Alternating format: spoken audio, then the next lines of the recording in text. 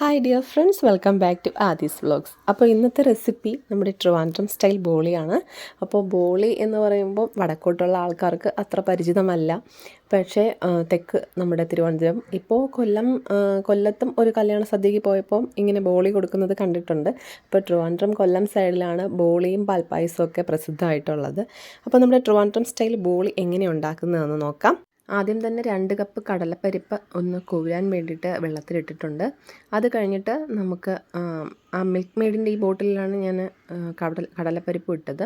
അപ്പോൾ അതേ ബോട്ടിലിൽ തന്നെ 1 കപ്പ് മൈദ മാവ് ഒന്ന് പുളിപ്പിക്കാൻ വേണ്ടിയിട്ട് നമുക്ക് കുഴച്ച് വെക്കാം. അപ്പോൾ ചപ്പാത്തി മാവിൻ്റെ പരുവത്തിനാണ് എന്ന് പറയാൻ പറ്റില്ല. ചപ്പാത്തി മാവിനേക്കാളും കുറച്ചുകൂടി സോഫ്റ്റായിട്ട്, എന്ന് വെച്ചാൽ എന്താ, നമുക്ക് പരത്താൻ പറ്റാതെ കുറച്ചുകൂടെ നനവുണ്ടല്ലോ, ആ നനവിൽ നമുക്ക് ഒന്ന് ചപ്പാത്തി മാവ് കുഴയ്ക്കുന്ന പോലെ ഒന്ന് കുഴയ്ക്കാം. അപ്പോൾ അതിലേക്ക് നമുക്ക് കളറിന് വേണ്ടിയിട്ട് മഞ്ഞൾപ്പൊടിയാണ് ഞാൻ ഇടുന്നത്. അപ്പോൾ ഫുഡ് കളർ ഉണ്ടെങ്കിൽ നിങ്ങൾക്ക് അത് ആഡ് ചെയ്യാം, അല്ലെങ്കിൽ മഞ്ഞൾപ്പൊടി മതിയാകും. അങ്ങനെ ഞാനൊരു 1/2 ടീസ്പൂൺ മഞ്ഞൾപ്പൊടി ഇട്ടിട്ടുണ്ട്. പിന്നെ നമ്മുടെ ടേസ്റ്റ് ഒന്ന് ബാലൻസ് ചെയ്യാനായിട്ട് ഒരു പിഞ്ച് ഉപ്പ് ഇട്ടിട്ടുണ്ട്. അത് രണ്ടും കൂടെ ഇട്ട് നന്നായിട്ട് മിക്സ് ചെയ്തിട്ട് കുഴച്ച് വെച്ചിട്ടുണ്ട്. ആ കുഴച്ച് വച്ചിരിക്കുന്ന മാവിലേക്ക് നമുക്ക് നല്ലെണ്ണ അതിൽ നിമർന്ന് നിൽക്കുന്ന രീതിയിൽ നല്ലെണ്ണ ഒഴിച്ചു കൊടുക്കണം. അപ്പം നല്ലെണ്ണയിൽ മുങ്ങിയിട്ടാണ് ആ മാവൊന്ന് നിൽക്കാനായിട്ട്. ഇതിങ്ങനെ ഒരു 15 മിനിറ്റോ അല്ലെങ്കിൽ അരമണിക്കൂറോ വെച്ചാൽ മതിയാകും ഒന്ന് പുളിപ്പിച്ച് കിട്ടാനായിട്ട്. അതിനുശേഷം ഈ കടലപ്പരിപ്പ് ഞാനൊരു 2 മണിക്കൂർ 3 മണിക്കൂർ മുന്നേ ഇട്ടതാണ്. അതിനെ നമുക്ക് നന്നായിട്ട് കഴുകിയെടുത്തിട്ട് വേവിച്ചെടുക്കാം. കുക്കറിൽ വെച്ചിട്ട് വേവിച്ചെടുത്തിട്ടുണ്ട്. അപ്പോൾ വേവ് നന്നായിട്ട് വെന്തിട്ടുണ്ട്, പക്ഷേ നന്നായിട്ട് കുഴഞ്ഞിട്ടില്ല. ആ വെള്ളം ഒന്ന് വറ്റി ഇതുപോലത്തെ ഒരു പാകത്തിന് നമുക്ക് കിട്ടണം. അപ്പോൾ ബാക്കി കുറച്ച് വെള്ളം അതിലിരിപ്പുണ്ട്. അപ്പോൾ നമുക്കതിനെ അരിപ്പായിൽ വെച്ചിട്ട് അതൊന്ന് ഊറ്റിക്കോരി എടുക്കാം. അപ്പോൾ ഞാൻ നമ്മുടെ അരിപ്പെടുത്തിട്ട് അരിപ്പായിൽ ഊറ്റിക്കോരി എടുത്തിട്ടുണ്ട്. അപ്പോൾ ഇതൊന്ന് വെള്ളം തോർന്ന് കിട്ടിയതിന് ശേഷം നമുക്ക് അടുത്ത സ്റ്റെപ്പ് ചെയ്യാം. അപ്പോൾ ഇതൊന്ന് നന്നായിട്ട് വെള്ളം തോക്കാൻ വേണ്ടിയിട്ട് വയ്ക്കണം. അപ്പോൾ നന്നായിട്ട് വെന്തിട്ടുണ്ട് കടലപ്പരിപ്പ്, പക്ഷേ നല്ല കുഴഞ്ഞിട്ടില്ല. അപ്പോൾ അങ്ങനത്തെ ഒരു സ്റ്റേജ് വേണ്ട. നമുക്ക് ഈ ഒരു സ്റ്റേജിലാണ് കടലപ്പരിപ്പ് വേവിച്ചെടുക്കാനായിട്ട്. ഇനി ഇതിനെ നമുക്ക് നന്നായിട്ട് വെള്ളം തോർത്തിയെടുത്തതിന് ശേഷം പഞ്ചസാരയും ഈ കടലപ്പരിപ്പും കൂടെ മിക്സ് ചെയ്തിട്ട് നമുക്ക് ചീനിച്ചട്ടിയിലൊന്ന്, അല്ലെങ്കിൽ വേറെ അടികട്ടിയുള്ള ഏതെങ്കിലും ഒരു പാത്രത്തിൽ നമുക്ക് എടുക്കാം. അപ്പോൾ അടി പിടിക്കരുത്, അതിൻ്റെ ടേസ്റ്റ് മാറും. അപ്പോൾ എണ്ണയും നെയ്യൊന്നും ഒഴിക്കണ്ട. സാധാ നമ്മുടെ കടലപ്പരിപ്പ് എടുത്തിട്ട് അതിലേക്ക് നമുക്ക് ഈ നേരത്തെ മിൽക്ക് മെയ്ഡിൻ്റെ ഒരു ബോട്ടിലല്ലേ അളന്നത് കടലപ്പരിപ്പ്. അപ്പോൾ ആ 2 ടിൻ കടലപ്പരിപ്പാണ് ഞാൻ അളന്നത്. അതേ ടിന്നിൽ 2 കപ്പ് പഞ്ചസാര. അപ്പോൾ 250 ഗ്രാമാണ് കടലപ്പരിപ്പ് ഞാൻ എടുത്തിരിക്കുന്നത്. അതുപോലെ 250 ഗ്രാം പഞ്ചസാരയും ഇതിലോട്ട് ആഡ് ചെയ്ത് നന്നായിട്ട് മിക്സ് ചെയ്യണം. അപ്പോൾ മിക്സ് ചെയ്യുമ്പോൾ ശ്രദ്ധിക്കേണ്ടത്, അതിൽ നമുക്ക് വേറെ എണ്ണയോ നെയ്യോ വെള്ളമോ ഒന്നും ഒഴിച്ചിട്ടില്ല. അപ്പോൾ ഈ പഞ്ചസാര ഒന്ന് മെൽറ്റായിട്ട് വരുമ്പോഴത്തേനും അതൊന്ന് ലൂസാകും. അപ്പോൾ ആ ലൂസാകുമ്പോൾ ഭയങ്കരമായിട്ട് ഡ്രൈ ആക്കണ്ട, ചെറിയതായിട്ടൊന്ന് ലൂസാകുമ്പോൾ തന്നെ നമ്മുടെ ഫ്ലെയിം ഒന്ന് ഓഫ് ചെയ്താൽ കുറച്ച് സമയം, ഒരു 5 മിനിറ്റ് അതൊന്ന് തണുക്കാൻ വയ്ക്കുമ്പോഴത്തേനും അത് നന്നായിട്ട് കട്ടിയായിട്ട് വരും. അപ്പോൾ നമുക്കതിനെ ഒന്ന് മിക്സിയിൽ അടിച്ചെടുക്കാം. അപ്പോൾ മിക്സിയിൽ നന്നായിട്ട് കട്ടയില്ലാതെ നന്നായിട്ട് നമുക്ക് അരഞ്ഞ് കിട്ടണം. അപ്പോൾ അതിന് മുന്നേ ആയിട്ട് നമ്മൾ ഈ തണുക്കാൻ വെച്ചിരിക്കുന്ന സമയത്ത് നമ്മുടെ ജാതിക്കയുടെ പൊടി ഇതിനൊരു മസ്റ്റായിട്ടുള്ള സാധനമാണ്. അപ്പം നല്ലൊരു ഫ്ലേവർ കിട്ടാൻ ജാതിക്കയുടെ പൊടിയും ഏലക്കാപ്പൊടിയും കൂടെ ഇതിലേക്ക് ഇട്ട് കൊടുത്തൊന്ന് മിക്സ് ചെയ്ത് വെച്ചേക്കുക. എന്നിട്ട് ഇതിലും നമ്മൾ 1/2 ടീസ്പൂൺ മഞ്ഞൾപ്പൊടി ആഡ് ചെയ്യുന്നുണ്ട്, നല്ലൊരു കളർ കിട്ടാനായിട്ട്. അപ്പോൾ നേരത്തെ മൈദാമാവിലും ആഡ് ചെയ്തിട്ടുണ്ട്, ഇപ്പോൾ കടലപ്പരിപ്പിലും ആഡ് ചെയ്തിട്ടുണ്ട്. അതാണ് ഈ മഞ്ഞ കളർ നന്നായിട്ടുള്ളത്. ഇനി ഇതിനെ നന്നായിട്ട് മിക്സിയുടെ ജാറിലിട്ട് നന്നായിട്ടൊന്ന് അടിച്ചെടുക്കാം. ഇപ്പോൾ കണ്ടോ, ഒരു കട്ടയും ഇല്ലാതെ ഒരു തരിയും ഇല്ലാതെ നന്നായിട്ട് കടലപ്പരിപ്പ് നന്നായിട്ട് അരഞ്ഞു കിട്ടിയിട്ടുണ്ട്. ഇനി ഇതിനെ ചെറിയ ചെറിയ ബോൾസാക്കി, ചെറിയ മീൻസ് നമ്മുടെ ചെറുനാരങ്ങയുടെ വലിപ്പത്തിൽ ഉള്ള ബോൾസാക്കിയിട്ട് കടലമാവിനെ ഞാൻ ബോളാക്കി വെച്ചിട്ടുണ്ട്. അപ്പോൾ എനിക്കിതിൽ 15 ബോളായിട്ടാണ് കിട്ടില്ല. അപ്പോൾ 15 ബോളി നമുക്ക് 250 ഗ്രാം കടലപ്പരിപ്പിൽ നിന്ന് ഉണ്ടാക്കിയെടുക്കാം. അപ്പോൾ 15 ബോളി എടുത്തിട്ടുണ്ട്. ബോളിക്ക് ആവശ്യമായിട്ട് കടലമാവ് ഉരുട്ടിയെടുത്തിട്ടുണ്ട്. നമ്മൾ നേരത്തെ ഞാനിവിടെ ഒരു 10-20 മിനിറ്റായി വെച്ചിട്ട് മൈദാമാവ് പുളിക്കാനായിട്ട്. അപ്പോൾ നന്നായിട്ട് പുളിച്ച് കിട്ടിയിട്ടുണ്ട്. അപ്പോൾ മൈദാമാവിൻ്റെ നമ്മളെ നല്ലെണ്ണയിൽ കിടന്ന് അങ്ങനെ എണ്ണയിൽ മുക്കിയാണ് നമുക്ക് മൈദാമാവ് എടുക്കേണ്ടത്. എന്നാലേ ആ മൈദാമാവ് ഇളകി വരത്തുള്ളൂ.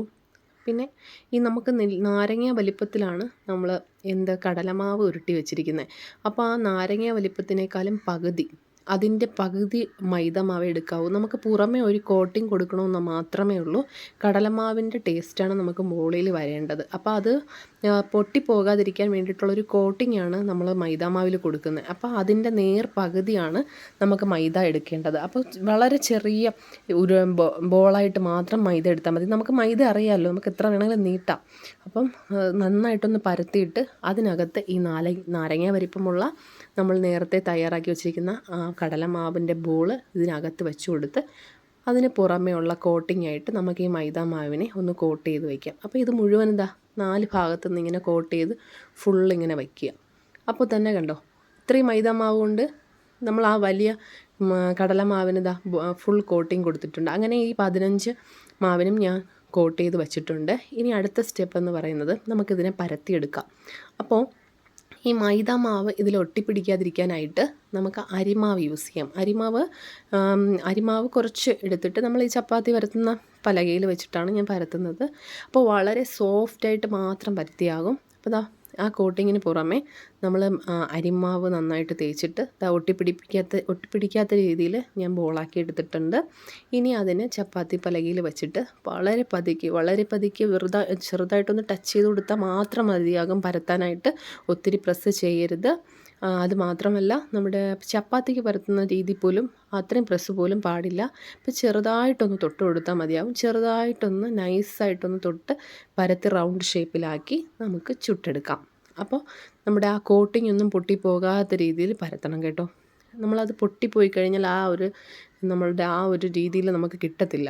അപ്പം ബോളി വളരെ സോഫ്റ്റായിട്ട് മാത്രം ഒന്ന് പരത്തിയെടുക്കുക. വളരെ സോഫ്റ്റായിട്ട് അത് പൊട്ടാത്ത രീതിയിലൊന്ന് പരത്തിയെടുക്കുക. എന്നിട്ട് ലാസ്റ്റ് നമുക്കതിൻ്റെ പുറത്ത് ഉള്ള അരിമാവിനൊന്ന് തുറച്ചു കൊടുക്കാം. മുഴുവനായിട്ട് പോവില്ല, എന്നാലും നമുക്ക് പറ്റുന്ന രീതിയിലൊന്ന് തട്ടിക്കൊടുത്താൽ ആ അരിമാവ് മാറും. അതിനുശേഷം ഒരു പാൻ എടുത്ത് നെയ്യ് കുടഞ്ഞിട്ട് അതിലേക്ക് ഞാൻ പരത്തി വെച്ചിരിക്കുന്ന ബോളി ഇട്ട് കൊടുക്കാം. അപ്പോൾ ബോളി ഇട്ട് കൊടുക്കുമ്പോൾ ശ്രദ്ധിക്കേണ്ടത് ഇതെല്ലാം നമുക്ക് വളരെ സോഫ്റ്റായിട്ട് ചെയ്യേണ്ട കാര്യമാണ്. ഇപ്പോൾ നമുക്കൊന്ന് ചെറുതായിട്ടൊന്ന് ബലം പ്രയോഗിക്കുമ്പോൾ അത് പൊട്ടിപ്പോകാൻ ചാൻസ് ഉണ്ട്. അതുപോലെ തന്നെ നമ്മൾ തവയിലിടുമ്പോൾ ഞാൻ വേറെ നമ്മുടെ ചട്ടുകം വെച്ചൊന്നും നമുക്കിത് മറിച്ചിടാനോ നൂത്തിടാനോ ഒന്നും പറ്റത്തില്ല. അപ്പോൾ അതിനേക്കാളും തിന്നായിട്ടുള്ള എന്തെങ്കിലും സ്പാച്ചുല പോയിട്ട് നമുക്ക് കേക്കൊക്കെ ഉണ്ടാക്കുന്ന സ്പാച്ചുല ടൈപ്പ് ഉണ്ടെങ്കിൽ അങ്ങനെ ചെയ്യാം. അതില്ലെങ്കിൽ ഞാൻ ഈ പാനിൽ മാത്രം കുലുക്കി അപ്പുറത്തും ഇപ്പുറത്തും ഇട്ടതാണ്. നമ്മൾ ഈ ഓംപ്ലേറ്റൊക്കെ അടിച്ച് ഇങ്ങനെ പൊക്കി അടിച്ച് താഴെ ഇടൂലേ, അതുപോലെ മറിച്ചിട്ട് അതുപോലെ തിരിച്ച് അതേ പാനിൽ കൂടെ തന്നെ ഞാൻ എടുത്തൊരു പാത്രത്തിലോട്ട് മാറ്റിയതാണ്. അല്ലാതെ നമുക്ക് ഈ തവി വെച്ചിട്ടൊന്നും തവിയല്ല ചട്ടുകം വെച്ചിട്ടൊന്നും മറിച്ചിടാൻ പറ്റില്ല. വളരെ സോഫ്റ്റാണ്. അപ്പോൾ അത് പൊട്ടിപ്പോവും. അങ്ങനെ ഞാൻ ഇവിടെ ബോളി റെഡിയാക്കിയിട്ടുണ്ട്. ഇതാണ് നമ്മുടെ ട്രിവാൻഡ്രം സ്റ്റൈല് ഒറിജിനൽ ബോളി. അപ്പം സ്വീറ്റ് ബോളിയൊക്കെ ഉണ്ട് വേറെ. നമ്മൾ ട്രിവാൻഡ്രത്തെ ഈ രീതിയിലാണ് ബോളി ഉണ്ടാക്കുന്നത്. ഇപ്പോൾ ഞാൻ 15 ബോളി 250 ഗ്രാം കടലപ്പരിപ്പിൽ ഉണ്ടാക്കിയെടുത്തിട്ടുണ്ട്. അപ്പം നല്ല പെർഫെക്റ്റായിട്ട് തന്നെ കിട്ടിയിട്ടുണ്ട്. ഇനി ഇത് പാൽപ്പായസം കൂട്ടി തട്ടാം അല്ലേ.